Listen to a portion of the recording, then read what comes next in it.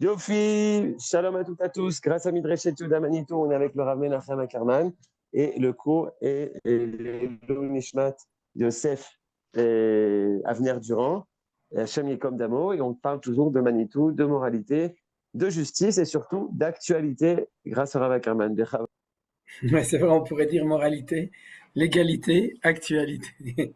Parce que c'est vrai que c'est toujours tellement actuel, même quand on retourne aux sources d'origine. Alors, donc, shalom le koulam. Et alors, comme d'habitude, je dis ce que je dis au début, après on fera une petite introduction. Voilà, on va tout de suite ouvrir le texte.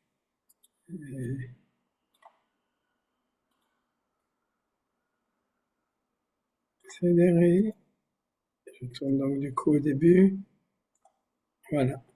Donc, le Nisachon Tzvaïnu Tzvagan al Israël, Sheniske להשמיד להרגו לאבד ולשבר את כל אויבינו, לגרש את שונאינו מארץ קודשנו ולשוב ולכבוש ונתנחל בכל חבלי נחלתנו, בפרט בחבל עזה ובגוש קטיף, לשמירה על כל חיינו מכל צרה וצוקה ומכל פגרה, לרפואת הנפש ורפואת הגוף לכל הפצועים ולכל הנפגעים במלחמה זו, ונקמת דמם של כל החיילים הגיבורים שנפלו במלחמתנו, ושל כל הנרצחים, השם ייקום דמם, ובתוכם יוסף, אבנר, השם ייקום דמו, בן אלי ורחל דורן, ידידנו, כי אתה אדוני הולך עמנו במלחמותינו משינו, להחיש גאולתנו, כמו שכתבת בתורתך, כי אדוני אלוהיכם, ההולך עמכם, להילחם לכם עם אויביכם, להושיע אתכם, ונאמר אמן.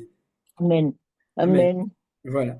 Alors, en fait, j'ai donné un titre pour le cours parce que le sujet suivant qu'on va étudier, si vous voulez, je peux vous rappeler pour les gens pour qui c'est bien de voir où on est, parce que comme il y a beaucoup de shiurim, Baruch Hashem, je ne sais pas à quel numéro on est, mais en tout cas, ça racole. Ce qu'on fait, c'est qu'on étudie Manitou. C'était ce que Brigitte m'avait dit il y a un an, viens, on étudie Midreshet Yehuda, et si on étudiait Manitou. Donc, en fait, on étudie Manitou, donc rien nous presse.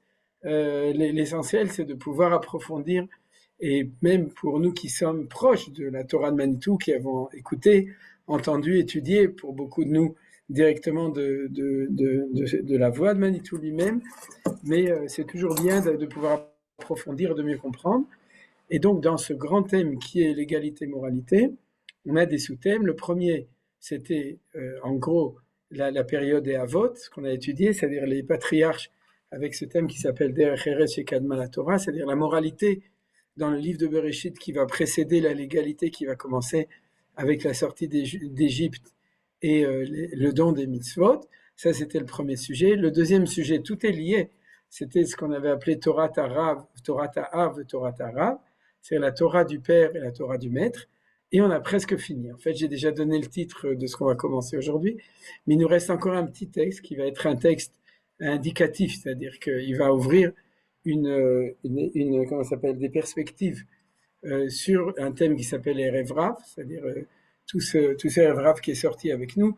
Et Manitou en parlait énormément et donnait énormément de développement dessus, que vous connaissez sûrement, mais dans la mesure où c'est complètement lié avec notre sujet de la Torah du Maître et la Torah du Père, donc on va faire un tout petit kéta, de nouveau que j'ai pris du livre de Ephraim Herrera.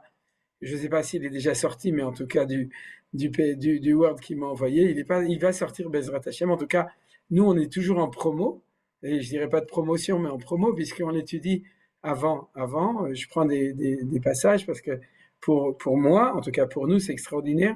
Ça nous permet de lire des passages de l'enseignement oral, des cours de Manitou oral, mais que Ephraim a choisi, qui sont toujours très percutants et très intéressants. Donc on va terminer ce thème avec ce que vous voyez devant vous, le 4, la notion de Erev Rav. Donc je vais expliquer en quoi dans ce texte c'est lié. Et Bezrat Hashem, comme ça va pas nous prendre 1 heure, mais plutôt 20 minutes, une demi-heure, je ne sais pas. Donc après on va commencer le nouveau thème que je vous ai envoyé, qui est celui de Torah écrite et Torah orale. Alors a priori vous dites, Torah écrite, Torah orale, c'est un sujet très intéressant, mais qui n'a aucun rapport. Et bien entendu, si c'était pas Manitou, ça aurait pas de rapport. Mais comme c'est Manitou, alors c'est un rapport, et c'est ça qui est très intéressant. C'est-à-dire que on parcourt différents thèmes qui sont peut-être connus d'autre part, et puis d'un autre côté, on voit comment est-ce que dans une vision globale, tout s'intègre dans une vision de la Torah. Et vous vous souvenez que le premier texte qui est tout en haut du texte qui est toujours le même, qui avance avec nous, donc que je peux toujours vous envoyer, c'est-à-dire le texte qu'on étudie de tout le sujet qui se trouve sur le drive, pour ceux qui veulent. En tout cas, je peux l'envoyer à ceux qui veulent. Alors, j'avais mis en introduction, l'introduction aussi d'Ephraim Era, qui disait que si Manitou disait, si je suis venu pour enseigner quelque chose sur terre, de Torah, c'est ce sujet-là, l'égalité et moralité. Je préfère mettre dans l'autre sens, d'abord moralité, ensuite l'égalité, parce que c'est dans ce sens, en fait, que Manitou l'explique, comme Derech Eretz Kadma la Torah, donc moralité, Kadma l'égalité. Alors, le Erev Rav, on est donc, comme je l'ai dit dans le dernier texte d'étude, sur le thème de la Torah du Maître et la Torah du Père, ou dans l'autre sens, la Torah du Père et la Torah du Maître, et en hébreu, Torah Ta'av, le Torah Arav. Donc, on va d'abord lire le texte et ensuite on va comprendre le lien. On apprend. Donc, vous le Erev Rav, je vous explique, vous savez ce que c'est. C'est les populations non juives qui, au moment où les fronts, c'est-à-dire la prison d'Égypte s'est entrouverte, où c'est ouverte, grande ouverte pour permettre au peuple juif de sortir d'Égypte, à ce moment-là, il y a eu des non-juifs, des populations, et on appelle ça le Erev Rav, le grand mélange, parce que il faisait sans doute partie, c'était sans doute pas tellement des Égyptiens, mais plutôt tous les étrangers qui séjournaient, qui habitaient en Égypte. En général, ils étaient sûrement aussi esclaves, puisque c'était une société esclavagiste, Bet Avadim, la maison d'esclavage, l'Égypte. Donc, il n'y avait pas que des Juifs qui étaient là-bas, comme ça, esclaves. Il y avait aussi des gens, on ne sait pas de où, mais sans doute qui représentaient un petit peu toutes les nations du monde. Et lorsqu'on sort d'Égypte, ils veulent sortir avec nous et se convertir au judaïsme. Et là, il y a une grande discussion entre Moshe Rabbeinu et Akadosh Baruch Hu.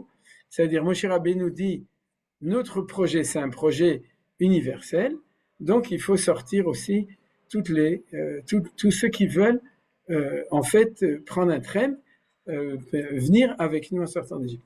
Et Akadosh Baruch Hu lui répond, c'est pas encore le moment, donc ils sont pas d'accord. Et c'est ce qui va faire aussi, en résultat, que le Erev Rav va poser des problèmes au peuple juif. Et le problème qui est connu, parce que c'est à ce moment-là que la Torah nous révèle qu'ils ont fait des problèmes, parce qu'il y a d'autres endroits où ça apparaît en filigrane dans l'enseignement des Chachamim, mais c'est pas marqué aussi clairement, c'est au moment du Chet Eged, de la faute du vaudou. C'est-à-dire que d'après l'enseignement des Chachamim, qui est la méthode de lecture de la faute du Votor de Rashi, qui prend le Midrash, qui suit l'enseignement des Chachamim, ceux qui ont, en fin de compte, fait le Vaudor, c'est le Erev Rav, et c'est eux qui ont influencé sur le peuple juif de le faire, et c'est eux qui s'appellent le peuple à la Nukret. Ouais, à Am Kesheoref, c'est pas le peuple juif, c'est le Erev Rav. Donc, tout ça, c'est un thème qui est en fin de compte en dehors de l'enseignement de Manitou, qui n'est pas tellement développé. C'est-à-dire que les gens le connaissent quand ils étudient, mais ils ne voient pas toujours tout ce que Manitou a vu dedans. Et j'imagine que dans tous les cours sur la paracha, sur ce que vous avez lu, vous connaissez un petit peu ce développement. Et maintenant, on va voir un tout petit texte, vous voyez, d'une dizaine de lignes, qui va nous parler de ça. Et on va voir, en fin de compte, quel est, on pourrait dire, le problème congénital du Erev Rav. C'est-à-dire, c'est ça le problème qui intéresse Manitou. Pourquoi est-ce que le Erev Rav, lorsqu'il sort d'Égypte et qu'il va être converti orthodoxe au Beddin de Moshe Rabbeinu, puisque c'est Moshe Rabbeinu qui a voulu les convertir, c'est-à-dire, pourquoi est-ce que, en fin de compte, en quoi il diffère au niveau identitaire de Ham Israël, du peuple juif qui lui sort d'Égypte, 49 ports de l'impureté, donc pas à un niveau forcément extraordinaire, mais c'est Ham Israël. Donc, qu'est-ce qui va faire la différence entre Ham Israël et le Erev Rav, qui va expliquer pourquoi eux vont vouloir faire le Vaudor, alors que Moshe Rabbeinu ne redescend pas assez vite au bout de 40 jours, et que c'est pas le peuple juif qui va être à l'origine. Le peuple juif va être influencé, mais il va pas être à l'origine. Donc, c'est une faute du Erev Rav. Alors, on va lire les choses. On apprend que la principale différence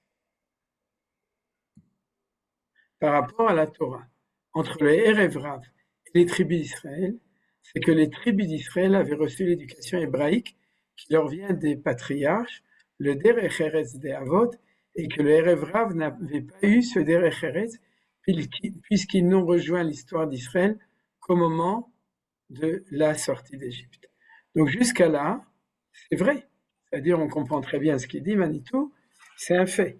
D'accord? C'est-à-dire que dans la mesure où ils n'ont pas eu cette période des patriarches, ensuite des 12 tribus, de la descente en Égypte, de l'exil d'Égypte, du peuple juif, qui est une matrice du peuple juif, c'est-à-dire, mais qui nous rejoignent au moment de la sortie d'Égypte, donc il leur manque un pan d'histoire. C'est-à-dire, il leur manque toute cette partie qu'ils n'ont pas vécue. Alors, je vous rappelle que théoriquement, ça ne doit pas être un problème, et ça, on l'avait vu dans un texte précédent, parce que quand quelqu'un se convertit au judaïsme et qui monte à la Torah, ou bien sur la Ketouba, si c'est une femme, on dit, il y a un mode, je sais pas, Yehoshua, Ben Avraham Avinu. Vous vous souvenez? C'est-à-dire que tous les gens qui sont des guérim, leur nom de famille, on pourrait dire leur identité, ils sont tous les enfants de Avraham Avinu et de Sarah Imenu aussi, qui sont Avot la guérim. Donc ça veut dire quoi ça? Ça veut dire que dans leur projet, ils sont censés rejoindre l'histoire depuis le commencement. C'est-à-dire que on leur dit, on sait que ça vous a manqué tout ça, puisque vous nous avez rejoint plus tard, mais au niveau Ségouli, c'est-à-dire au niveau de la Neshama qu'ils reçoivent, ils sont directement liés, ils sont les enfants de Avraham Avinu, donc ils reprennent toute l'histoire depuis le début, on les intègre non seulement à la Torah, mais aussi à toute l'histoire du peuple juif. D'ailleurs, je ne sais pas si vous savez, j'imagine que parmi vous, il y a ou des guérim, ou des enfants de guérim, ou des conjoints de guérim, c'est-à-dire il y en a sûrement, et en tout cas, vous savez que dans la Hamida, vous dites Baruch ata Hashem Elokeinu ve'Elokei Avotenu, Elokei Avraham, Elokei Israël, Elokei Yaakov. Béni sois-tu, notre Dieu, bien entendu, le Dieu de nos pères, oui, Avraham, Israël et Yaakov. Donc, la Mishnah, dans Masechet Bikurim, elle se demande, est-ce que quelqu'un qui est converti peut dire Dieu de nos pères, Avraham, Israël et Yaakov, puisqu'il a rejoint après. Et la halakha, c'est qu'il le dit. Il n'y a pas un texte spécial où il y a marqué ici les guérim doivent dire autrement, bien qu'il y a une proposition comme ça dans la Mishnah, mais qui n'a pas été retenue au niveau de la halakha. Donc, ils font partie du peuple. Mais, dit Manitou, malgré tout, de facto, ils ont rejoint après. C'est-à-dire, et donc, il dit que ce qui leur manque, c'est-à-dire, c'est le derech eretz chez Kadma la Torah. C'est-à-dire, c'est ce qui a précédé. Alors, donc, on va voir ce que dit Manitou.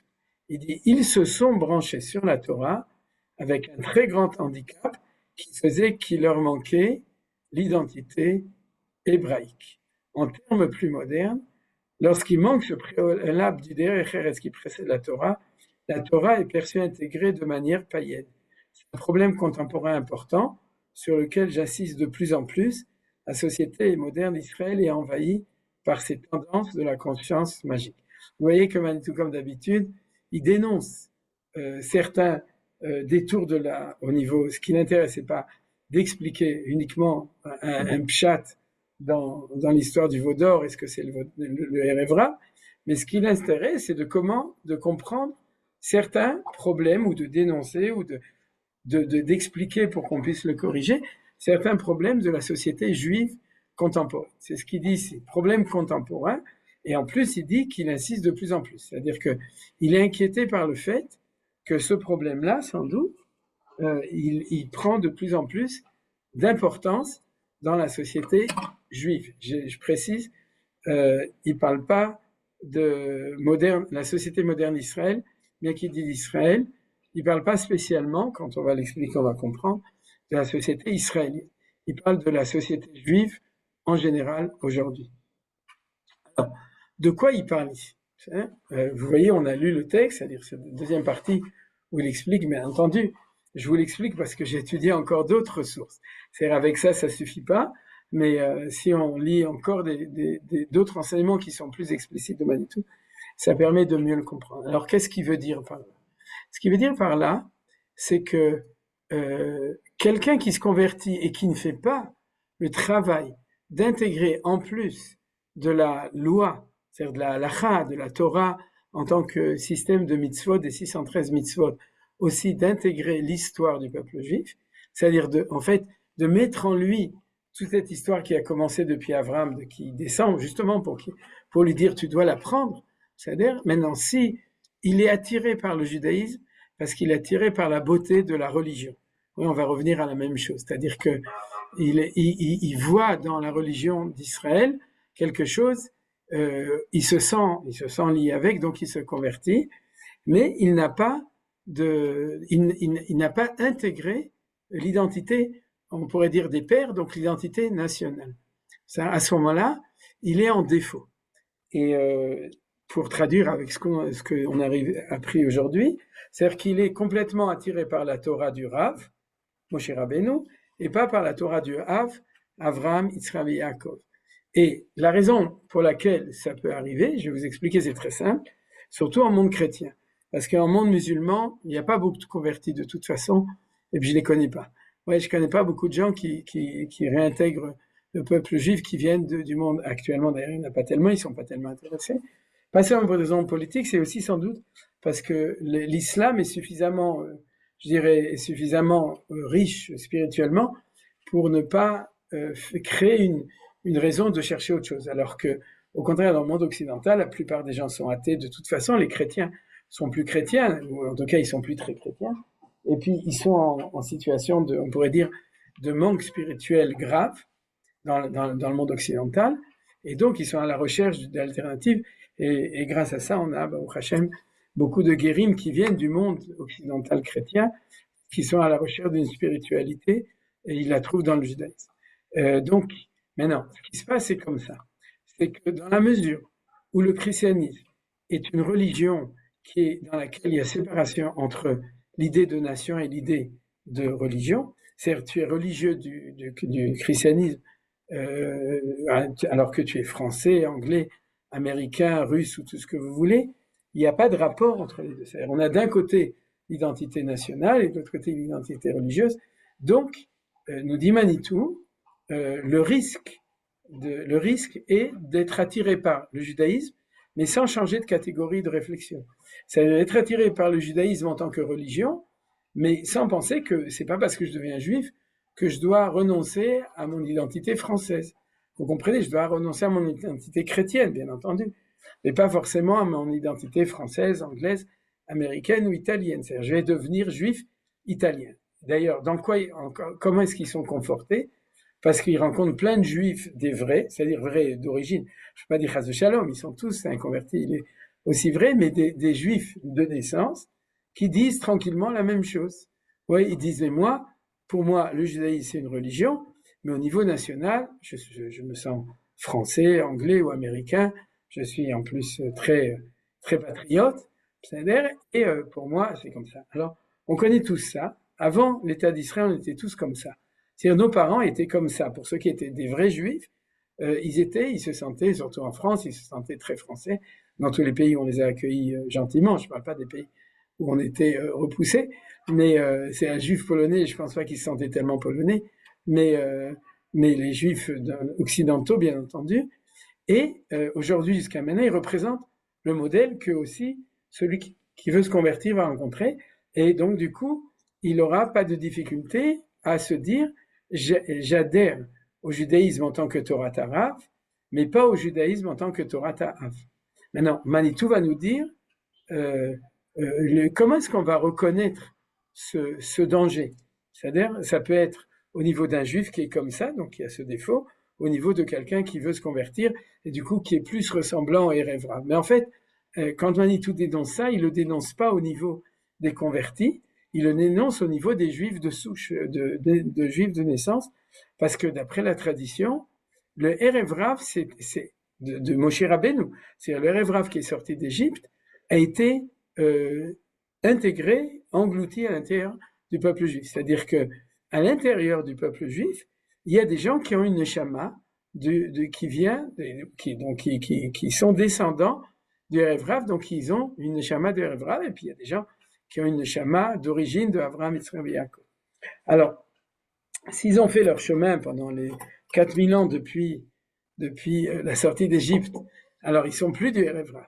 Mais si jamais ils n'ont pas encore fait le chemin, alors ils sont jusqu'à aujourd'hui, bon, ça c'est des problèmes de Gilgulei Neshamot, de passage de Neshamot, mais en tout cas, dans l'enseignement traditionnel, on dit que dans chaque génération, il y a des Neshamot qui ont cette équation qui est grave, c'est-à-dire qui est grave dans le sens où ils doivent absolument la corriger, sinon ils sont en danger, je dirais, de Vaudor, vous comprenez? C'est-à-dire qu'ils sont en danger d'avoir une déformation religieuse qui est celle de ne pas avoir encore intégré la dimension nationale. Alors, je vais le traduire le plus rapidement, comme Manitou l'a traduit actuellement, avec toute la prudence. Manitou n'était pas tellement prudent, c'est-à-dire il n'avait pas trop peur de ça, mais c'est pour ça que je souris très simplement. Celui qui est religieux, mais qui est contre l'État d'Israël, ouais, c'est qu'il a complètement intégré la valeur religieuse, mais qu'il lui manque le boulon de l'identité nationale, parce que sinon, il serait religieux sioniste. Et s'il est que sioniste, il est en bonne santé au niveau national, il a la Torah Ta'av. S'il est que religieux, il a que Torah Ta'av. S'il est les deux ensemble, il a la Torah Ta'av du Torah Ta'av, donc il étudie à Merkaz Arav. Ouais, c'est-à-dire là où on étudie Torah Ta'av et Torah Arav tous les deux ensemble. C'est-à-dire, vous avez compris le schéma. Donc, Manitou n'aurait pas dit que tous ceux qui sont contre l'État d'Israël sont tous des Neshamot de Erev Rav, parce que c'est un petit peu dangereux de dire des choses comme ça. Et en tout cas, moi, je me permettrais pas, même si lui pouvait se permettre. Mais on parle au niveau de l'analyse du problème, pas au niveau de dire ah un tel, toi, t'es Erev Rav. Je me souviens que quand j'étudie pour avoir une smicha de Rav, moi, j'ai un ami qui s'appelle Yosef Atia, que vous connaissez très bien, qui me demandait chaque fois, quand j'étais pas encore diplômé, il me disait Ma shlomcha Erev Rav, parce que je suis à la veille de devenir Rav. Donc vous comprenez que l'identification du Erev Rav, faut faire attention. Mais c'est tous les candidats à la Rabbanou qui sont pas encore devenus Rav. Mais bref, à part la boutade, on n'étudie pas ça pour mettre le doigt sur une personne, chas v'shalom, mais on étudie ça pour analyser quelque chose, un phénomène. Alors, qu'est-ce qu'il dit donc Manitou dans cette phrase-là? Il dit, le Erev Rav ayant rejoint de manière réelle l'État d'Israël au moment où Dieu donne à Moshe la Torah dans le sens du Torah Ta'av, c'est-à-dire des mitzvot, en sortant d'Égypte, est en danger dans la mesure où à l'intérieur de lui, il a cette déconnexion entre l'identité historique et l'identité religieuse pour deux raisons. D'abord, parce qu'éventuellement, c'est le modèle qu'il connaît en dehors d'Israël, comme c'est le cas aujourd'hui du christianisme, mais ça a pu être aussi dans toutes sortes de grandes religions qui étaient que religieuses et qui n'étaient pas nationales, parce qu'ils n'appartenaient pas à un peuple spécifique. Et en plus, parce qu'il n'a pas vécu tout ça. C'est-à-dire, si vous voulez, le fait qu'il s'appelle Ben Avraham, ok, mais Ben Sarah, mais il faut qu'il l'intègre, il n'a pas vécu. Nous, on l'a dans nos veines. C'est-à-dire que quand on est né juif, on a dans notre DNA, ADN, dans notre ADN, on a Avraham, Yitzhak, Yaakov, etc. C'est-à-dire, alors que lui, il doit rattraper tout ça. C'est-à-dire, il doit rattraper ce qu'il a manqué. Il doit apprendre les mitzvot, et puis il doit rattraper. Et il dit, c'est le problème du Erev Rav. Alors, pourquoi est-ce que ça éclate au moment du Chet Hagel, de la faute du Vaudor? Maintenant, j'espère que vous comprenez. C'est-à-dire que maintenant, on s'occupe plus de l'actualité, on revient à l'étude de la Torah, du Chumash, c'est-à-dire, et on va dire comme ça. Si jamais, ça les médecins comprennent, c'est-à-dire si jamais tu as un défaut dans congénital, un défaut qui est à l'intérieur de toi, il peut être complètement récessif, il peut ne pas apparaître, il va apparaître au moment où la question se pose. C'est-à-dire quelqu'un qui a un problème des muscles pour faire du vélo, tant qu'il fait pas de vélo, eh ben, il va dire Ken vélo, et puis c'est pas grave, tout va s'arranger. Par contre, au moment où il va monter sur le vélo, il va se rendre compte qu'il a un problème qu'il connaissait pas avant. Alors, il y a un moment qui va être révélateur dans l'histoire du peuple juif de la sortie d'Égypte, du problème du Erev Rav. C'est quand? C'est au moment, non pas où Dieu disparaît, mais où Moshe disparaît. C'est-à-dire que quand vous regardez le texte de la Torah, c'est-à-dire quand Moshe Rabbeinu ne descend pas de la montagne, au bout de 40 jours, il a dit dans 40 jours je descends, et puis quand il descend pas de la montagne à ce moment-là, on ne nous dit pas que c'est le Erev Rav, mais les Chachamim du coup identifiés, ouais, il y a des gens qui viennent chez Aaron, le frère de Moshe, ouais, et qui lui disent Koum Aseh Lanu Elohim, Ki ze Moshe Aish, Asher elenu me'eret Mitzrayim, lo yadanu me hayalo. J'aurais dû mettre le pasuk, mais je vous le traduis en français. Ils lui disent comme ça. Ils disent à Aaron, écoutez bien le verset. Lève-toi et fais-nous une divinité représentative de quelque chose, et je ne sais pas de quoi encore. C'est-à-dire, pourquoi? Parce que Moshe, cet homme qui nous a sortis d'Égypte, on ne sait pas ce qu'il est devenu. Si je prends le verset du début jusqu'à la fin, je comprends qu'ils ont demandé de diviniser Moshe. C'est-à-dire de faire quelqu'un pendu sur une croix, et devant lequel ils vont pouvoir se prosterner, qui va représenter Moshe. Donc le veau d'or n'était pas censé remplacer Dieu, il était censé remplacer le Rav, le maître. Vous voyez que c'est grave ce qu'on est en train d'étudier, c'est-à-dire c'est Torah grave, c'est pas Torah Rav. Ouais, c'est-à-dire que c'est le pshat de la Torah. C'est-à-dire qu'ils ont été en crise, non pas parce qu'ils ne savaient pas qui était Dieu, d'ailleurs c'est impensable qu'ils ne savaient pas, puisque 40 jours avant, ils l'avaient vu sur le mont Sinaï. Donc ils n'avaient pas de doute au niveau de la foi dans l'existence de Dieu. Il n'y avait pas de problème, ils ont entendu les 10 paroles, et ils ont reçu, ils ont dit aussi avec tout le monde, Naaseh v'nishma, on accepte sur nous toutes les mitzvot de la Torah, mais ils ont été en crise, comme je l'ai dit, au moment où leur défaut apparaît, au moment où Moshe Rabbeinu, qui est l'intermédiaire, le Rav disparaît. Et à ce moment-là, ils n'en peuvent plus. C'est insupportable pour eux, donc ils ont dit, il faut quelque chose qui va remplacer l'intermédiaire, qui va remplacer Moshe. Et c'est comme ça que le veau d'or est sorti. Le veau d'or, c'est pas le remplaçant de Dieu, ça résout énormément de problèmes théologiques, de savoir comment c'est possible, 40 jours après le Mahamad Har Sinaï, qu'on puisse faire un veau d'or, parce que c'était pas la négation de la croyance en Dieu, c'était l'interrogation de qu'est-ce qu'on fait quand on n'a plus de maître. Si le maître est mort, qu'est-ce qu'on fait pour remplacer le maître? Il y a donc ici aussi, en filigrane, le danger de la divinisation de l'intermédiaire. C'est-à-dire, c'est de prendre son maître pour un baba. C'est-à-dire, comme c'est surtout à Rome que ça existe, donc c'est pour ça que les babas, ils sont à Rome. C'est-à-dire, donc Bekitsour, ce que je suis en train de dire, c'est que ce que Manitou va dire, c'est que maintenant, on a fini avec les Hegel, Lazare, et on va revenir dans le monde moderne. C'est-à-dire, il y a deux dangers dans ce défaut du Erev Rav qu'on doit dénoncer s'il se trouve à l'intérieur de la communauté juive. Maintenant, on ne parle pas de guérim, parce que ces guérim, c'est pas du Erev Rav, c'est des guérim modernes. Donc, ils ont juste besoin d'apprendre la Torah à un endroit où on leur apprend d'un côté les mitzvot et de l'autre côté l'histoire d'Israël. D'ailleurs, j'en profite comme je m'occupe de guérim, et j'espère qu'il y a quelqu'un au consistoire de France qui m'écoute, parce que dans le programme de conversion au consistoire, il n'y a que le côté religieux. Il n'y a pas le côté de la Torah du Père, il n'y a que la Torah du Maître. Donc, il y a ici quelque chose qu'ils doivent corriger. J'espère que quelqu'un, que le grand rabbin de France peut-être écoute nos shiurim, je ne l'ai jamais vu, mais on ne sait jamais, ou quelqu'un d'autre.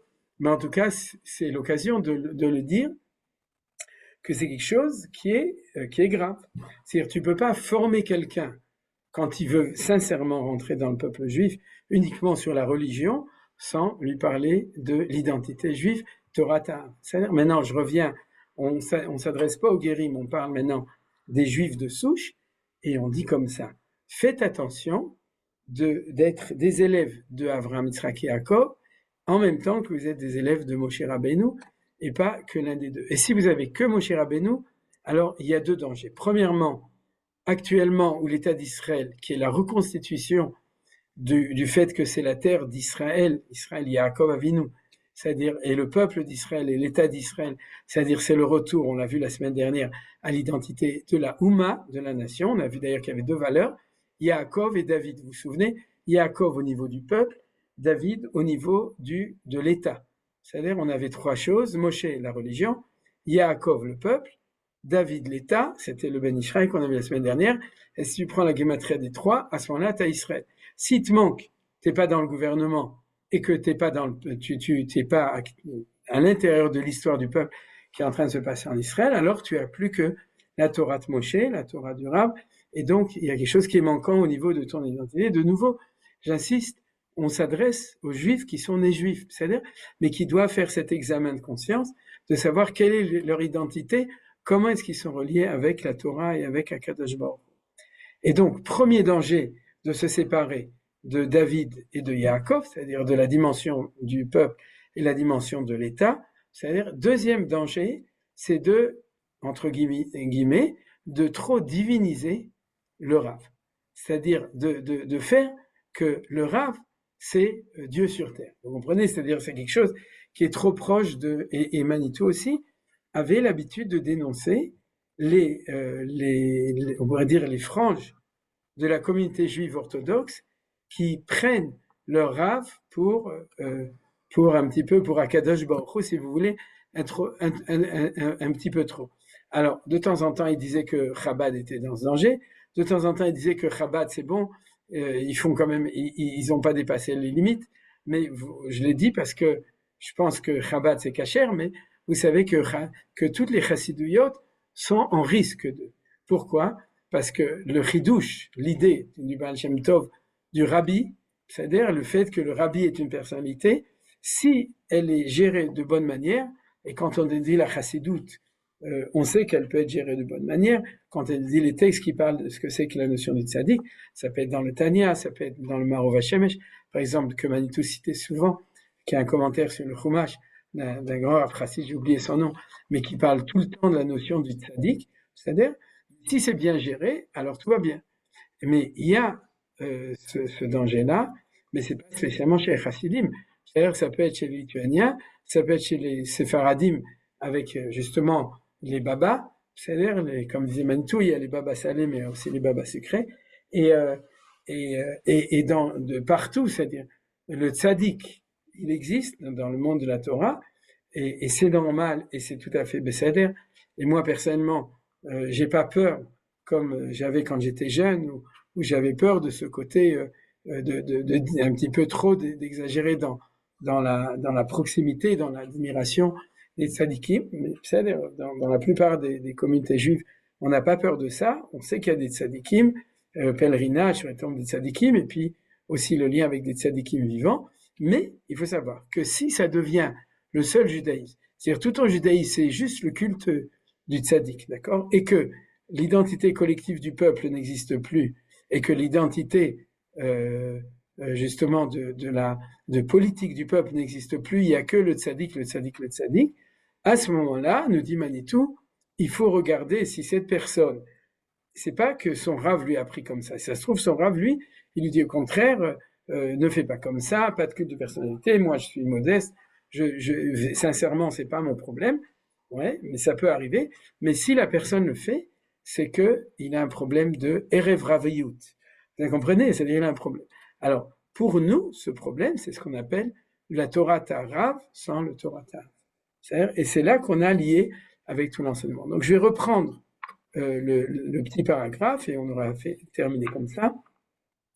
Donc, il dit que le problème du Erev Rav, donc, on l'a analysé au niveau, on pourrait dire, d'un danger qui se trouve à l'intérieur du peuple juif. C'est-à-dire on a cette notion de Erev Rav, et elle est permanente en tant que danger à toutes les périodes. Ouais, c'est-à-dire, par exemple, la Shabtaout, ouais, le culte de Shabtai Tzvi, c'était un problème qui ressemblait et qui était vraiment terrible. Les problèmes en général des faux messies, c'est toujours comme ça. Bien entendu, le culte de la divinité de Jésus, c'est le paroxysme de l'erreur du Erev Rav qui se trouve dans l'histoire des déviances du judaïsme. C'est-à-dire, puisque pour eux, c'est le Père, le Fils et le Saint-Esprit. Donc c'est totalement... Le christianisme est une déviance Erev Ravitique du judaïsme. C'est-à-dire, mais nous, ce qui nous intéresse, c'est d'aider les Juifs qui sont à l'intérieur du peuple juif, qui sont honnêtes dans leur judaïsme, de ne pas tomber dans ces déviances-là. Alors, ils se sont branchés sur la Torah, on parle du Erev Rav, avec un très grand handicap. Donc, c'est qu'ils avaient un problème, et c'est ce qu'on a dit, c'est quoi ? Qui faisait qu'il leur manquait l'identité hébraïque. Ils avaient l'identité religieuse, mais ils n'avaient pas l'identité nationale naturellement. Donc, il fallait faire beaucoup de travail sur eux pour intégrer cette partie-là. En termes plus modernes, lorsqu'il manque ce préalable du Derech Eretz qui précède la Torah est perçue intégrée de manière païenne. Alors, je vous ai dit pourquoi c'est païen. C'est-à-dire, il dit quelque chose de très grave. C'est-à-dire, c'est quelqu'un avec un grand chapeau, une grande barbe, un grand manteau, et qui étudie la Torah toute sa vie, c'est-à-dire, et qui enseigne la Torah toute sa vie, Mais sa manière d'intégrer la Torah, elle est païenne. Pourquoi elle est païenne? Parce que elle a, en fin de compte, détaché la Torah du Rav de la Torah du Hav. Elle ne prend que la Torah du Rav. Est-ce que ça veut dire qu'il n'est pas religieux au niveau des mitzvot? Au contraire. Si ça se trouve, c'est comme quelqu'un qui manque une jambe, c'est-à-dire il doit avoir plus de muscles sur l'autre jambe pour qu'il puisse sauter sur sa jambe qui est en bonne santé. C'est-à-dire, et puisqu'on a dit qu'il y a deux pieds, il y a le pied Avraham, Yitzhak et Yaakov, des Avot, et le pied Moshe Rabbeinu, le pied religion et le pied identité nationale de nation en tant que nation. Donc, il va être encore plus, et ça c'est le troisième signe de reconnaissance, il va être encore plus inquiet de la réalisation de ses mitzvot, de son orthodoxie. C'est-à-dire, ça veut dire en hébreu, ça s'appelle, il va être angoissé de ça. Comment on traduit le mot angoissé en hébreu, vous savez? Chared. Chared, ça veut dire ani chay becharada. C'est-à-dire, je suis angoissé. Et Manitou, il disait toujours, on ne peut pas être normal, on ne peut pas vivre son judaïsme en étant 100% orthodoxe, en faisant toutes les mitzvot, mais en étant besimcha, en étant cool. C'est-à-dire que c'est pas parce qu'on fait toutes les mitzvot qu'on doit être coincé. D'accord? On peut faire toutes les mitzvot, mais c'est bon. On les fait normalement. On les fait parce qu'on a grandi dedans, ou parce qu'on les a appris, et puis tout est bien. C'est-à-dire que un des signes, c'est que si tu manques tout le reste, donc t'as que ça, donc tu as très peur d'être en manquement, donc c'est aussi une des choses. Donc, et il dit que c'est une manière païenne. Bien sûr, c'est une manière païenne. Parce que être détaché du côté national, du côté du Derech Eretz Kedma la Torah, et du côté des Avot, c'est quelque chose qui est païen. Et d'ailleurs, de nouveau, du coup, puisqu'on est entre moralité et légalité, il va, dans des textes qu'on va étudier beaucoup plus tard, il va signaler que on va arriver à un système où il y aura une hypertrophie de la religion dans le sens de la loi de la religion, c'est-à-dire les mitzvot, et qu'à ce moment-là, on va se rendre compte qu'elle s'est séparée de la morale. C'est-à-dire que c'est pas que les gens ne sont pas moraux, mais les fondements les plus importants de la morale qui est derrière, eh bien, des fois, ils risquent d'être manquants. Alors, de nouveau, je ne parle pas d'un public parce que dans le public Haredi, il y a une recherche authentique de moralité, c'est-à-dire de moussard, d'entraide, de chesed, etc. Donc, je ne parle pas comme ça d'un public entier, mais ça va être aussi une des manières de se rendre compte qu'il y a un problème. C'est-à-dire de se rendre compte qu'il y a un problème. Je vais dire ce que j'ai derrière la tête, parce que de toute façon, vous êtes d'accord avec moi. C'est immoral de ne pas aller à l'armée. Vous êtes d'accord avec moi? Ouais, c'est totalement immoral. Ouais, Achechem yetsu la milchama, vatem teshvu po, alors que vos frères sortent à la guerre et vous allez rester ici. Qu'est-ce qu'il a dit? C'est Moshe, parce que comme disait Manitou, c'est Moshe qui donnait une Torah des Avot, des pères. C'est-à-dire, le problème, c'est que ceux qui étaient dans la Torah du maître, ils n'ont pas entendu ce que Moshe a dit. Parce que lui, il était en bonne santé. Il connaissait la Torah Ta'avot et c'est ça qu'il enseignait. Mais quand tu vas écouter le maître sans écouter la Torah de Moshe véritablement, donc tu entends non pas des mètres, mais des centimètres, et c'est des mètres qui vont seulement ce que tu sens, ton senti à toi, ton ressenti. C'est pour ça que c'est un centimètre. Et donc, de ce point de vue-là, il risque d'y avoir, et je donne un exemple, c'est-à-dire qui est un exemple qui est à nos yeux extrêmement frappant, c'est au nom de la religion, ouais, et de la protection de la religion, c'est-à-dire il faut que tout le monde reste dans le concon ou dans le ghetto, c'est-à-dire soit protégé, et ben c'est un pikuach nefesh qui fait qu'on devient immoral au niveau du fait de ne pas sortir pour combattre avec nos frères pour le Ham Israël. Alors vous voyez que ici j'ai donné un exemple, et c'est un exemple qui à nos yeux, on est tous d'accord, qui est extrêmement grave, parce que c'est comme si c'était une contradiction, ou que tu es religieux juif, ou que tu es à l'armée. Mais en fait, c'est pas du tout vrai. On le voit très bien. C'est-à-dire que le derech eretz, c'est d'aller à l'armée, kadma la Torah, c'est de faire Torah mitzvot, et puis les deux sont absolument, non seulement ils sont conciliables, mais ils sont obligés d'être conciliables. Parce que si tu renonces à l'un pour l'autre, c'est qu'il y a quelque chose qui n'est pas en bonne santé d'un côté ou de l'autre. Alors c'est ça qu'il disait, c'est un problème contemporain important sur lequel j'insiste de plus en plus. Pourquoi? Parce qu'il voyait que, Baruch Hashem, il y a de plus en plus de juifs qui font tchouva. C'est-à-dire, ça c'est un phénomène, ouais, depuis la guerre de 67, la guerre des 6 jours, Ouais, le Ham Israël, il fait tchouva, Baruch Hashem. Maintenant, une fois qu'il fait tchouva, il faut faire très attention qu'il fasse tchouva en même temps sur la religion et en même temps sur la nation. Par exemple, il y avait un phénomène au début du processus de tchouva, il y a 40 ans en Israël, où on nous montrait toujours plein de films. Oui, je suis aviateur, j'étais aviateur à Tzad, j'étais dans Khal Havir, et puis Baruch Hashem, j'ai fait tchouva, et maintenant j'étudie à Shuvoubanim dans la vieille ville, chez les Breslav. Oui, et puis était aviateur, non, je suis plus aviateur, parce que ça, c'est sioniste, c'est pas religieux, j'y vais plus. C'est-à-dire, j'ai démissionné parce que je suis dans la Torah, et donc je suis plus là-bas. Je sais pas si vous vous souvenez, mais c'est des choses qui étaient, et ça, c'est quelque chose qui inquiète. C'est de ça dont parlait Manitou qui était inquiétant. C'est-à-dire, pourquoi est-ce que faire tchouva, ça veut dire sortir de la vie, sortir de l'identité hébraïque, de sortir de tout ça. Est-ce qu'on peut pas faire les deux ensemble, comme au Machon Meir, comme partout et tout. La dernière fois que j'ai pris l'avion cet été, le Kabarnit, le pilote de El Al, c'était dans El Al, hein, eh bien, il avait des belles péotes comme ça, et il était habillé avec son habit d'aviateur de El Al, avec tous les trucs et tout, très joli, une belle barbe, des belles péotes, et sa femme aussi est habillée comme ça, et son fils aussi avec des péotes blonds, et je lui ai donné la main, je lui ai dit, Kol hakavod lecha Baruch Hashem. Ça, c'est un grand kiddush Hashem de montrer qu'on peut être en même temps pilote, et en même temps, on peut être Hassid Breslav, les deux choses ne sont pas contradictoires. Il a fait tchouva. Au début, il a laissé tomber, puis il est revenu à la normalité. Donc, comme dit Manitou, c'est la raison pour laquelle il a insisté de plus en plus, parce que ça nous fait peur. Ça nous fait peur.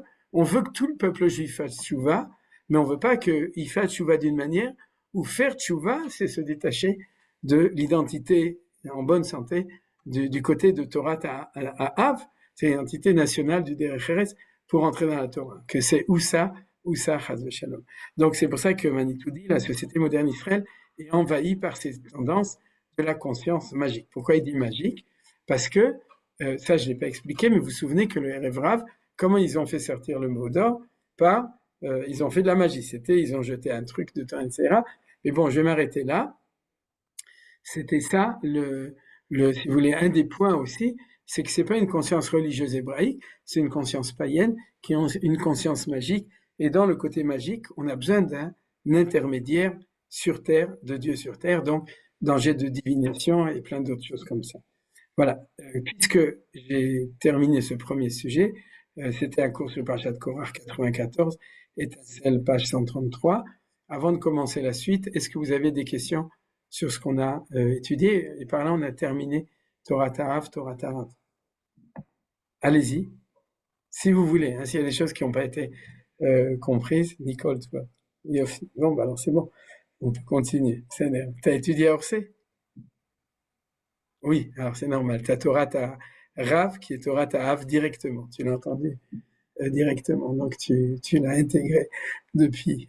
Ouais, d'accord. Ok, c'est bien. Alors, si vous voulez pas poser de questions, c'est pas grave, vous pouvez les poser dans un quart d'heure.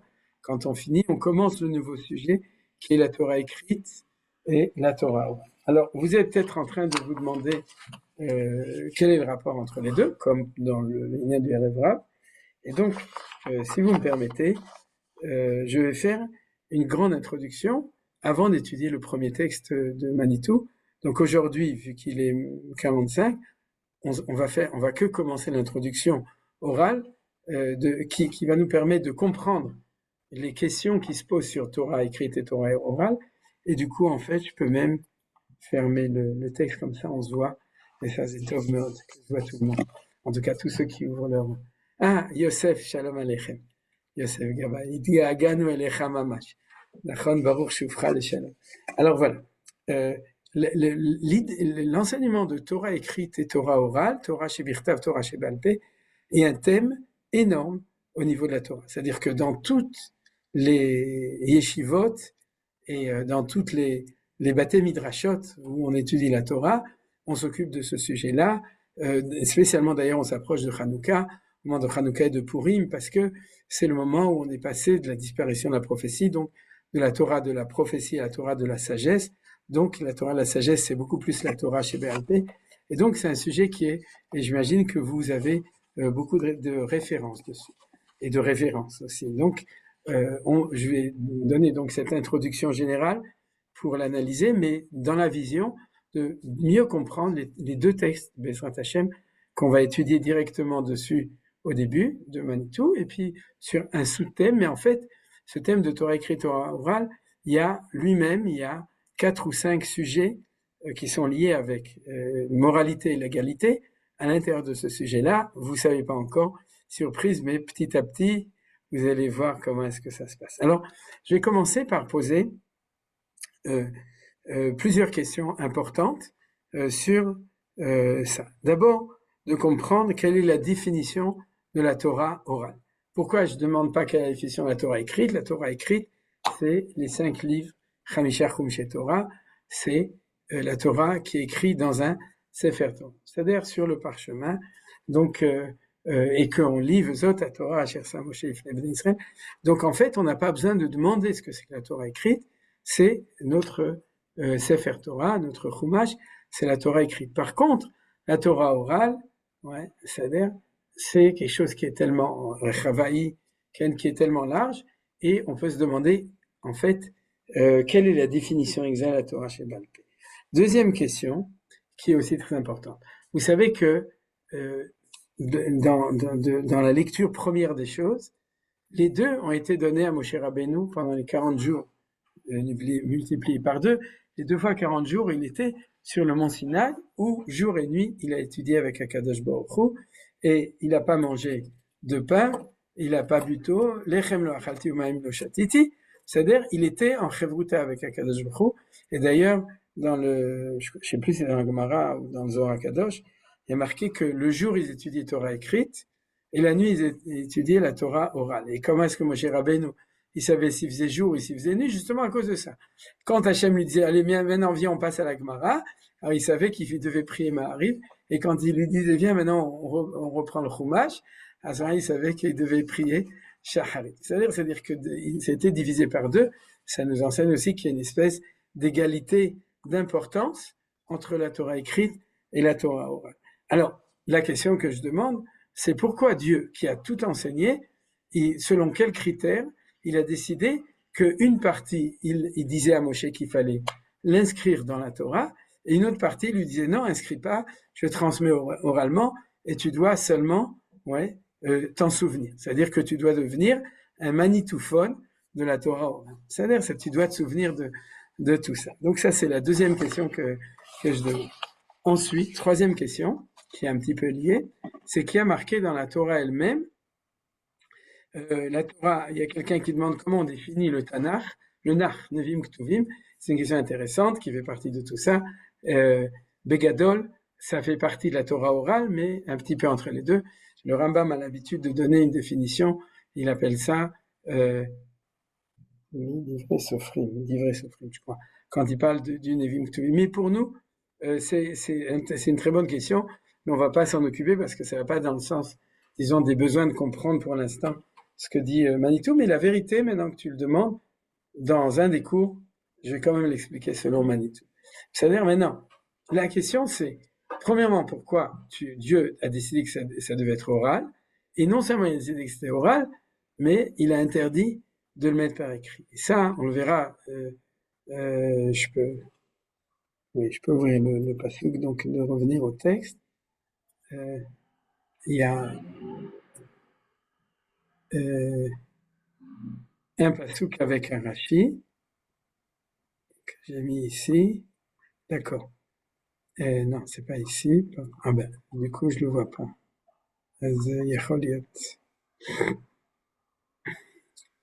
J'ai dû oublier de le mettre, alors je le dirai pour la prochaine fois.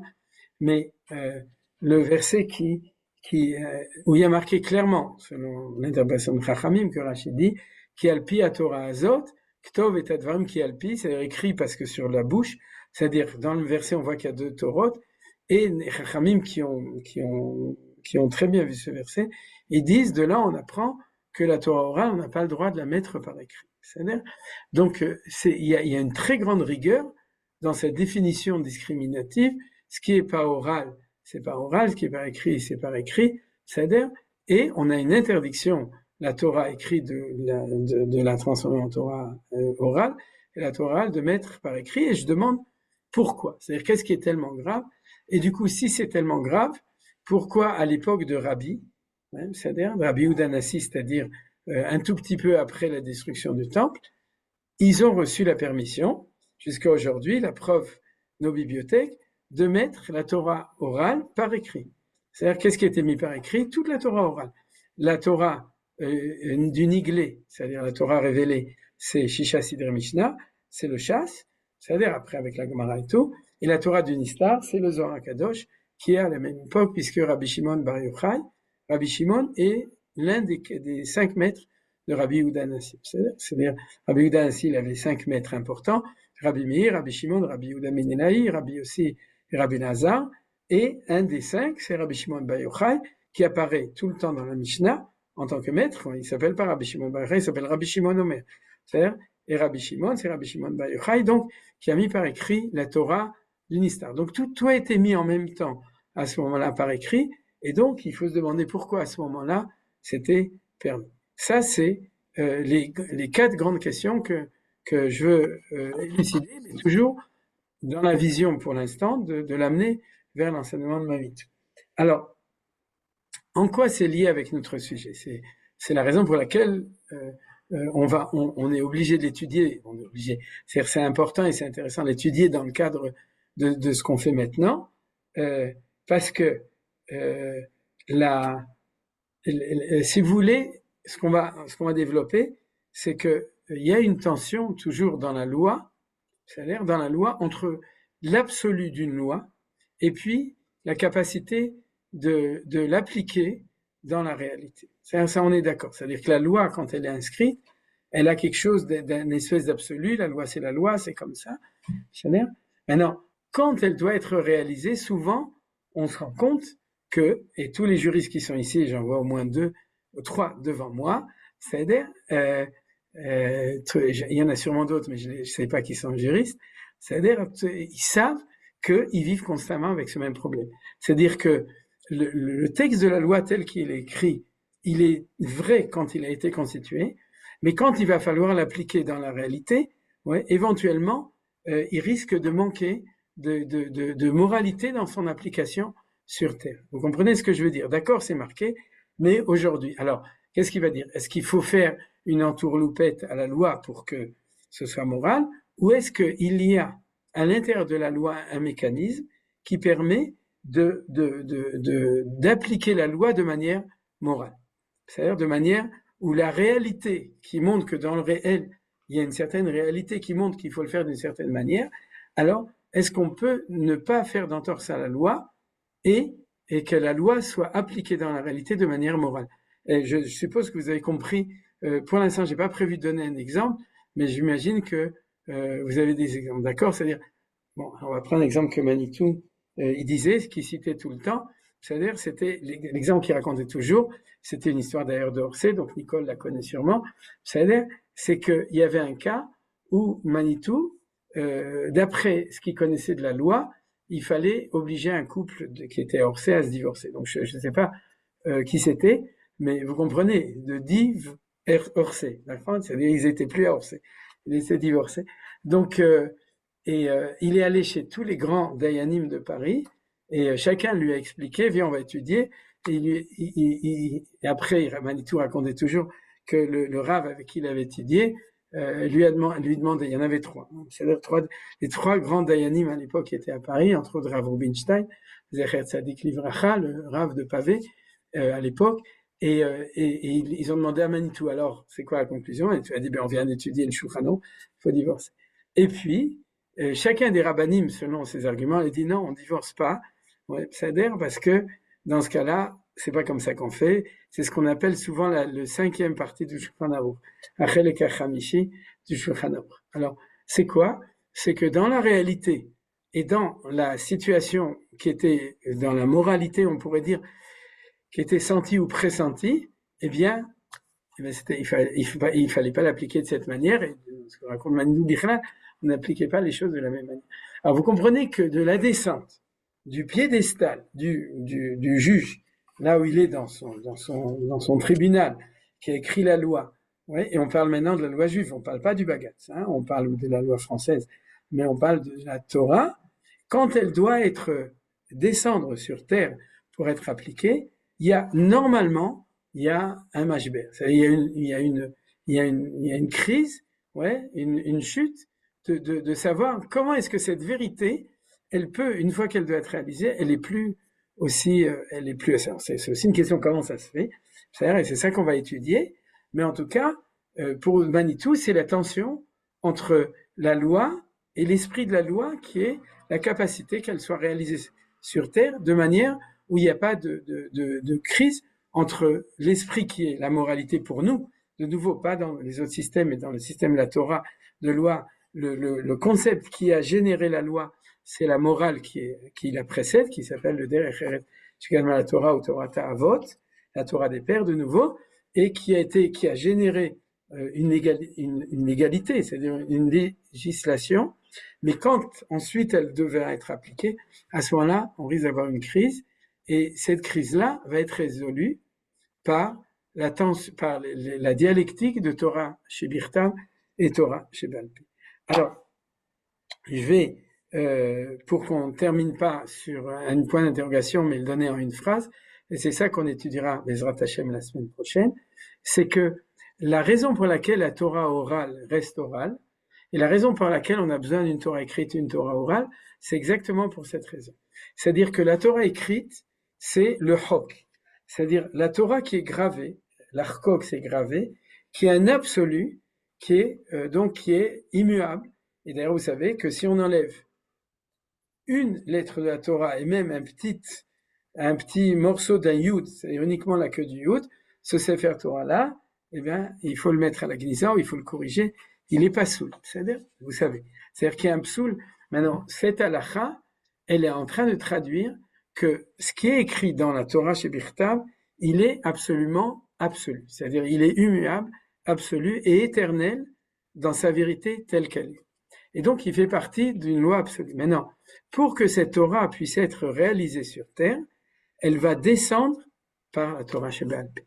C'est-à-dire la Torah chez Baal Pé va être celle qui va faire descendre dans la réalité cette Torah absolue dans une réalité circonstancielle qui est sur terre.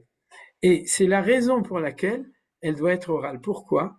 Parce qu'une Torah orale, c'est une Torah qui est dynamique, qui est fluide, qui est élastique. C'est-à-dire qui va être capable d'adapter l'absolu dans la réalité en bas en fonction de 3 données qu'on appelle dans le Sefer Yetzira Ashan, Olam, Shana, Nefesh. C'est quoi ? En fonction de l'endroit, en fonction du temps et en fonction de la personne ou de la société. C'est-à-dire dans le Nefesh, il y a l'individu et la société. Comme la société est changeante, comme chaque personne est différente, comme les temps changent, et comme les lieux changent, la géographie et le temps, alors une Torah immuable ne peut pas descendre sur terre si on la laisse dans son carcan, on pourrait dire, d'immobilité, non pas d'immuabilité, mais d'immobilité de quelque chose qui est écrit et qui est ineffaçable, qu'on ne peut pas effacer, qu'on ne peut pas changer, qu'on ne peut pas transformer. Alors pour qu'elle puisse être appliquée, il faut un manganon, il faut un système, et ce système-là, c'est la Torah orale. C'est-à-dire, donc vous avez compris le lien entre la question de moralité et de légalité, et entre ce sujet qui s'appelle Torah chez Birtav et Torah chez Baal Pé. Maintenant qu'on l'a compris, j'espère que vous avez compris, eh bien, on va s'arrêter au niveau du cours ici. J'ai donné le titre, en fait, de ce qu'on va développer la semaine prochaine, Bezrat Hashem, et pendant plusieurs cours. Et Bezrat Hashem, une fois que j'aurai fini ce cours d'introduction, qui est basé sur l'enseignement de Manitou, mais qui est un petit peu préliminaire, introductif, on pourra comprendre plusieurs textes extrêmement intéressants de Manitou qu'on va étudier. Zéou, est-ce que vous avez des questions? Bevakasha. Moi, je voudrais savoir s'il y a un lien entre le fait que Manitou n'a pas voulu écrire en réalité et cette question de la Torah écrite et de la Torah orale. Ouais. Alors, je vais te donner un pshat. Manitou ne voulait pas écrire et il ne voulait pas qu'on l'appelle le Rav Léon Ashkenazi ou Yehuda Ashkenazi. Il voulait qu'on l'appelle Manitou. C'est-à-dire, c'est la même chose. Il ne voulait pas être dans la Torah Rav, il voulait être dans la Torah Ta'av.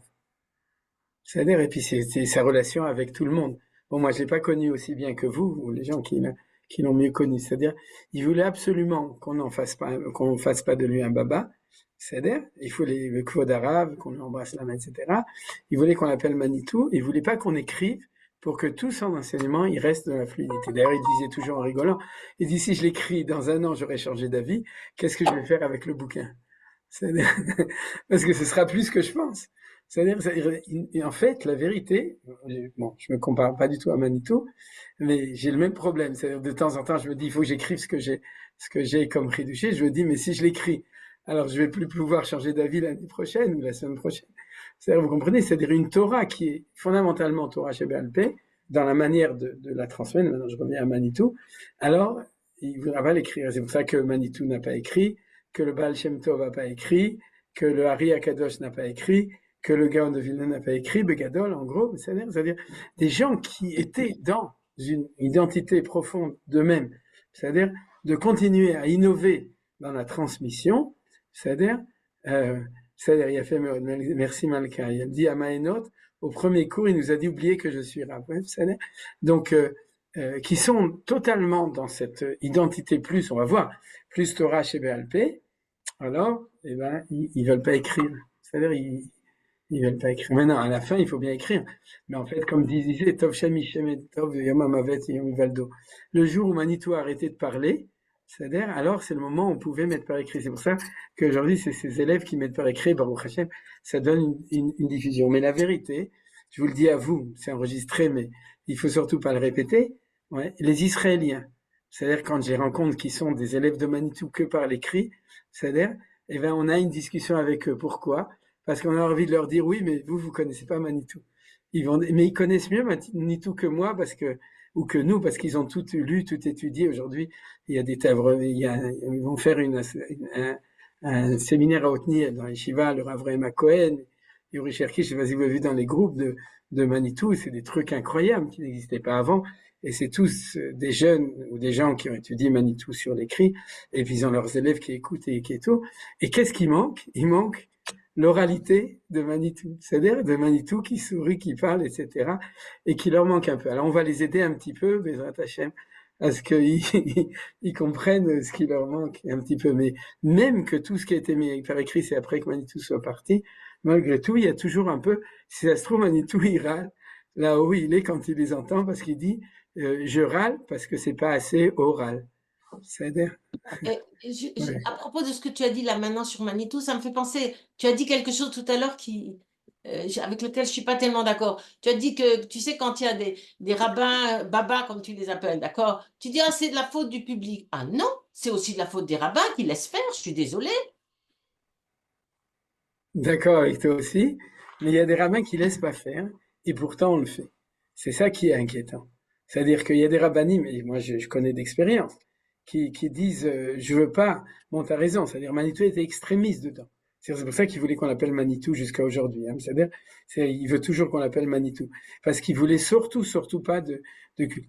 Mais bon, d'un autre côté, il faut être honnête. C'est-à-dire, les gens, ils ont besoin de rabbanim, ils ont besoin de kuvod arabe, ils ont besoin de reconnaître. C'est-à-dire, Manitou est exceptionnel dans son nihilisme, on pourrait dire, du culte de la personnalité. Mais de mon expérience personnelle, il faut savoir que les Juifs, ils ont besoin de rabbanim. C'est-à-dire, ils ont besoin de trucs. Et donc, du coup, c'est un jeu, entre guillemets, où il faut faire attention. Mais des fois, tu dis, oui, mais je fais attention, hein, je suis que moi, je suis pas truc, etc. Et malgré tout, le besoin, s'il est déséquilibré, il fait que tu peux avoir un rave. Je te prends l'exemple du Rabbi Lubavitch. Moi, personnellement, je pense que le Rabbi Lubavitch a fait quelques sous-entendus qui n'étaient pas sains à ce niveau-là, mais que de manière générale, il a empêché qu'on développe sur lui le culte de la personnalité. Maintenant, ça se discute, je sais, c'est impossible de savoir. C'est-à-dire, on ne saura jamais vraiment où il était le Rabbi Lubavitch. Mais sur ce sujet-là, et je me permets, avec tout le grand, énorme respect que j'ai pour un des gdolim de notre génération. Mais ce que je veux dire, c'est que clairement, je sais qu'il y a des rabbanim qui empêchent, et que quand, si tu veux, quand le juif, il a besoin de ça parce que c'est vital. Parce que s'il n'a pas ça, il n'est pas juif, tu comprends? Il n'est pas dans la religion. S'il n'a pas un rave à quel il peut, avec lui, manger du kohlrabi. Vous savez pourquoi il faut manger du kohlrabi? Parce que tu te colles à ton rabbi. C'est-à-dire, et donc, il peut pas autrement. Et je l'ai vu à ce moment-là. Des fois, le Rav. Il dit, bon, ok, si ça lui fait du bien de m'embrasser la main ou de penser que je suis un truc, laisse-le. Mais ce que je veux dire, bien entendu, c'est le rôle du Rav de faire attention à ce qu'il n'y ait pas de déplacement. Mais qu'est-ce que tu veux faire? Des fois, il peut tout faire et ça ne va pas empêcher. C'est ça que je voulais signaler. Quelqu'un qui a besoin de ça de manière, on pourrait dire presque maladive, c'est-à-dire déséquilibrée, de créer un culte de la personnalité de la personne. C'est-à-dire que rien n'y fera. Si c'est le problème du Talmud, alors le Talmud, il va toujours chercher un Rav où il va développer ça avec ça. Mais ceci dit, tu as raison qu'il y a des rabbanim qui se prennent trop au jeu.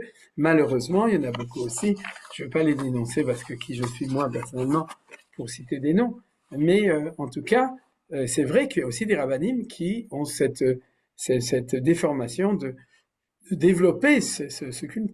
Mais en fin de compte, Manitou aurait dit, mais s'il parle à des juifs normaux, c'est pas trop grave. Mais le problème, c'est qu'ils sont pas conscients qu'ils ont aussi parmi les élèves des gens qui ont disons comment ça s'appelle ça, j'ai oublié en bon français, c'est-à-dire une Faiblesse. bon, oui, une faiblesse. Mais je voulais dire un mot en médecine qui a quelque chose qui est trop gonflé, qui est trop une hypertrophie, voilà. Il y a des juifs qui ont une hypertrophie du culte du Baba, c'est-à-dire, et donc. Et c'est interdit de l'exploiter. C'est Voilà. interdit d'exploiter. Et il ne faut pas l'exploiter, et puis il faut être conscient du danger. C'est-à-dire. Bon, on a parlé de beaucoup de choses. Je suis d'accord avec toi. Merci beaucoup. Ben, je pense que si on évite les pratiques, on finit par quand même mieux réussir, quoi. Mais quand on laisse des pratiques sous prétexte que l'autre en a besoin, c'est comme si un médecin dit, bon, bah, il a besoin de médicaments, on va le laisser, ou il a envie de fumer, on va le laisser fumer. C'est pas Alors, logique. attends. Tu dis ce que c'est que le transfert et le contre-transfert en psychanalyse? Oui, c'est ça. Ouais. C'est-à-dire que même pour le médecin, d'accord, le malade, bon, par exemple, dans les groupes Balint, j'imagine qu'il y a des gens qui savent ce que c'est. Balint, pour ma mère, Zichrono Livracha, Brigitte, elle a dit, elle a beaucoup travaillé dans ce genre de choses. La confiance dans le médecin est autant, comment ça s'appelle ça, comment on appelle ça, curative que le médicament que tu donnes. Alors, je dirais la même chose en tant que Rav. La confiance dans le Rav est autant curative au niveau de ce que le Rav a à faire par rapport à ses talmidim ou ses membres de communauté, que ce qu'il enseigne ou ce qu'il donne au niveau de la connaissance. Et ça, je le vois tous les jours. Donc, je pense c'est des théories qui sont à réviser. C'est comme pour la drogue, etc., où il faut donner pour après sevrer, etc. Bon, ben, après, bon, effectivement, je pense qu'il y a des alternatives. Alors là, je suis pas d'accord avec toi. Ah bon? Non, je t'explique pourquoi. J'enseigne dans une yeshiva. Bon, ma cholem, mais c'est comme dans une yeshiva. Il faut que tu saches, il faut que tu saches, tout le monde le sait, parce que vous avez des enfants ou des gens qui ont été à l'yeshiva. Qu'est-ce qui fait la différence entre un rav et entre un martzé, comme on appelle ça? Un conférencier, d'accord? Qu'est-ce qui fait la différence entre un conférencier? Le lien affectif qui se crée entre le maître et l'élève, c'est-à-dire, et qui, malheureusement, n'existe pas en général dans les systèmes académiques, universitaires et tout, qui devraient exister et qui des fois existent, c'est rare. C'est-à-dire, ça, c'est des choses qui doivent se développer. Donc, il y a une limite à ne pas dépasser. Il ne faut jamais exploiter. Et ça, on sait que c'est toutes les déformations qui souvent font que des rabbanim qui se retrouvent en prison à cause de ça. C'est-à-dire, à cause de déformations très, très graves. Mais c'est Minazirut, il faut faire attention, mais dans cette réalité, c'est vrai qu'un Rav, autant qu'un Talmid, pour que la Torah elle passe, il faut qu'il y ait une relation, je dirais d'ailleurs autrement. C'est aussi que le fait que ton Rav, il est un peu ton Hav. C'est-à-dire, c'est Torah ta Rav, Torah ta Hav, Veshinantan le Vanecha, et Loua Talmidim, tu enseigneras à tes enfants. Chazal dit, c'est tes élèves. Donc, c'est un danger qui est inhérent même au fait que ça doit quand même être comme ça. Donc, c'est pour ça que je ne suis pas tout à fait d'accord avec toi. Maintenant, il faut bien entendu faire attention à ne pas l'exploiter, à ne pas dépasser et aussi à identifier cette maladie qui est d'une volonté chez les gens d'un culte de personnalité pour faire encore plus attention à ce genre de choses. Moi, je pense qu'il y a d'autres ressorts pour la confiance et tout. Enfin, c'est une discussion qui peut durer longtemps. C'est un sujet très important, la vérité. Oui. Mais c'est sauf, très important. C'est pour ça que c'est incroyable que Ramanitou a réussi à avoir l'endroit à l'intérieur de la Torah qui est cette identité du Erev Rav où il pouvait mettre cet enseignement, donc avec toutes les analyses possibles au niveau du fond d'enseignement de la Torah. Mais je suis d'accord avec vous, c'est pour ça que la discussion, elle est saine, elle est bonne, et ce que vous soulevez est vrai. Donc, d'un côté, j'ai dit, après, j'étais d'accord, après, j'ai dit, mais je n'étais pas d'accord. Mais en fin de compte, c'est parce que vous défendez la même thèse, et je pense que, par exemple, je vois qu'Odile, elle est là. Odile, elle était rabbinite. Je sais que je sais pas si tu veux parler, mais je pense que tu as vécu en tant que rabbinite de communauté, disons, cette équation et cette importance de créer en même temps une relation avec les gens qui ils en ont besoin. Ils en ont besoin, et d'un autre côté, que ces relations, elles restent une relation saine, c'est-à-dire sans dépasser les limites. Oui, Odile, tu es d'accord? D'accord, je suis sûr qu'elle aurait beaucoup de choses à dire là-dessus. En tant que psy, en tant que femme de rave, de communauté, il y a beaucoup de choses. J'ai commencé à lire le livre de ton mari, qui est de toi, en fait, c'est toi qui l'as écrit. Donc c'est pour ça aussi que je pense à... Oui, si, pas de modestie, qu'il a mis par écrit, d'accord. Donc c'est pour ça que je pense à ça comme ça. Top. Eh bien, c'est une dernière question, si quelqu'un a Oui, une dernière remarque. moi j'avais une question sur justement, donc je pense qu'un des problèmes enfin, sur la première partie, c'est que en exil, les rabbins n'ont fait qu'enseigner la halakha. Mais peut-être que vous avez dit que c'est dans l'ADN, la partie identité. Je ne sais pas si c'est, enfin, ça peut être dans l'ADN, mais il faut aussi l'enseigner, il faut le cultiver, etc. C'est peut-être enfin, c'est peut-être plus compliqué à faire et donc du coup l'enseignant ne s'en occupe pas. Enfin, Oui. Alors, j'ai donné 2 remarques sur ce que tu dis, mais je suis pas Manitou, mais vous pouvez me tutoyer. C'est-à-dire, vous devez, d'accord? C'est-à-dire, Calvachomer. Calvachomer, parce que et je suis plus jeune que la plupart de vous, et puis en plus, c'est-à-dire, donc toi aussi. Mais sinon, je vous vois, mais c'est compliqué. non, non, Maintenant, non, c'est bon. pour revenir, d'accord, ok, c'est-à-dire, 2 remarques importantes. Manitou, il insistait souvent. Il disait, et c'est ce qu'on appelle la Yiddishkeit, hein. Il avait même un mot en judéo-arabe pour dire la même chose, ou en judéo-espagnol. C'est-à-dire que tant que les comités étaient normales, ouais, on pouvait dire que la base de Torah Ta'af, on le recevait avec le lait maternel, Begado. C'est-à-dire que c'est ce que sont les juifs traditionnels. Ils n'ont jamais rien appris en Torah, mais ils savent ce que c'est qu'être un juif parce qu'ils ont grandi dedans. Comme on dit, ils sont tombés dans la marmite quand ils étaient petits. C'est-à-dire qu'il y a quelque chose qui se transmettait naturellement. Maintenant, tant que c'était comme ça, on avait moins besoin de Torah Ta'af parce qu'on l'avait par les parents et par la famille. Et par contre, on a toujours besoin de Torah Ta'af. Il fallait apprendre les halachot et tout. Sinon, on est arrivé aux traditionalistes qui sont des armées haratzot, des ignorants de Torah, mais qui continuent et ça reste, sauf c'est que le gefilte fish et le couscous. C'est-à-dire, c'est tout ce qui reste après dans la perte. Maintenant, premièrement, à partir du moment où ces choses elles sont perdues, et c'est le problème de tous les Baal et Tchouva, c'est-à-dire qui ont 2 ou 3 générations d'interruption de Torah Ta'af, c'est-à-dire qui n'ont plus ça dans leur famille, surtout c'est arrivé chez les Ashkenazim, aujourd'hui ça arrive aussi chez les Sfaradim, qui ont plus le grand-père et la grand-mère, c'est l'arrière-grand-père qu'ils n'ont pas connu. À ce moment-là, ils sont en danger de Torah Ta'af sans Torah Ta'af. Ça, c'est la première chose. Et donc là, tu as tout à fait raison, il y a une grande responsabilité des rabbinim d'enseigner autant Torah Ta'af que Torah Ta'af dans leur enseignement. Et c'est pour ça que Manitou disait que dans le monde des Baal et Tchouva, il y a un grand danger de ça. Puis c'est comme s'ils rejoignaient le peuple, ou la Torah, mais ils ont perdu l'identité. Donc tu as tout à fait raison. Deuxièmement, c'est vrai que dans même les 2000 ans d'exil, bien que on apprenait ça à la maison, c'est-à-dire avec on pourrait ce qu'on appelait la Yiddishka, c'est-à-dire l'ambiance de la communauté et de la famille, mais c'est vrai que les rabbinim étaient responsables de le transmettre, et ils le transmettaient, parce que quand enseignait le Midrash, la Torah, c'est-à-dire la Torah écrite avec Rashi, et la Kabbalah, le Zohar HaKadosh, et les Haggadot, etc., et la pensée juive, alors naturellement, ils transmettaient tous ces domaines. C'est devenu dangereux quand on fait que de la Gemara avec la Halacha. Ouais. Il n'y a plus que l'Yalkut Yosef, il n'y a plus rien d'autre. Ouais, c'est que ça, à ce moment-là, ça devient très dangereux et très grave. Parce qu'il y a cette perte-là.